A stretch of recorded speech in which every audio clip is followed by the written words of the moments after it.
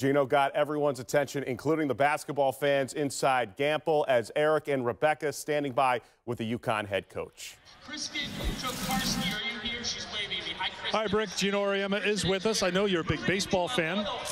You're a front-running football fan with this whole Eagles thing. I didn't know you were a hockey fan, and you would do a complete five-person line change like hockey. That was an interesting one in the first quarter. Yeah, well, you know, one of the problems with playing a team that's really, really good, and they're missing a lot of their really good players, is because our team is so immature. They made the decision before the game started, well, you don't really have to get up for this game because South Florida is really depleted. So everybody's allowed to make decisions. They made their decision. I made mine. So we're even. What did you see from those starters once you put them back in the second quarter? I don't know. I think the big thing was we're trying to speed the game up. You know, traditionally South Florida is going to try to wear you down with their offense. They're just going to grind it out, and they're going to make you shoot jump shots down the other end. Fine. We're trying to speed the game up. Well, in order to speed the game up, you got to play really hard. You got to get after it on defense. You know, you got to get in the passing lanes. You got to do stuff that's hard to do. And this is a new way of coaching, man. You got to coach players differently now.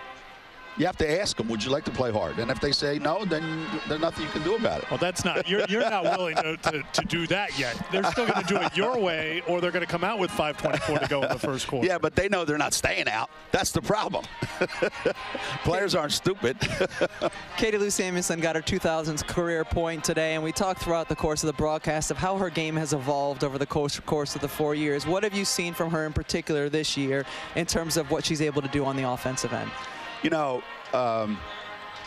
when someone's a great shooter like Lou is, the thing you have to learn more than anything else is how to move without the ball so you can get those shots. And a lot of times great shooters, you know, they stand and they wait for the ball to come to them, or they don't know the subtle ways of getting open. So she's worked really, really hard at her movement without the ball, and she's become a much better player. And because of that, she gets more opportunities from different spots other than, you know, she's a great three-point shooter. Let her stand in one spot, and we have to run stuff to get her threes. You know, we can move her around to a lot of different places. That's one, and I think she's become a much better rebounder for us than she was, let's say, a year or two ago. Well, you were always critical about her rebounding or lack thereof, or taking charges or getting physical. She's doing all these things you asked her. It just took 4 years to get there. Yeah, well, you're patient. You're more patient than I thought. That's good. Like I said, coaching has become you make suggestions. It used to be you told people, this is what I want you to do. Now you just make suggestions. And, you know, it's like red lights in Italy. It's just a suggestion. You don't really have to stop. Well, we're looking around for the suggestion box somewhere around here. Rebecca's still looking for it. I've got one more question. Go ahead. Because you talk about Lou and doing what you want her to do now. Kristen Williams doesn't start in the second half. What is it that you want to see from her on a consistent basis that you're just not seeing right now? Well, you know what's happening? And this has always been the case, I guess, but I notice it more now.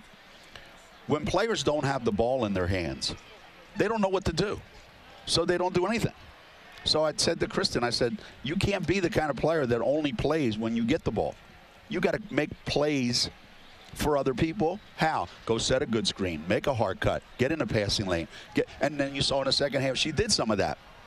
You know, this isn't, you know, old 6-on-6 basketball where you only get to play one half of the court. You got to play the whole court, and you got, you know, like that old saying, you know, yeah, she's good, you know, at both ends of the floor. Yeah, whichever end we're on offense, she's really good on that end. Something tells me we just got a sneak peek for your locker room. No, you can't. No, you can't, because, you know, it's got to go, hey, guys, good job. That was great. We did a great job. Beat a really good team. All right. This is good. We're done. I don't believe that for a second. We're done with you here. I'm telling you. Geno, thanks. UConn. It's taking all the fun out of coaching. He's still laughing, though, so that's a little fun. They knock off USF today. Back to you.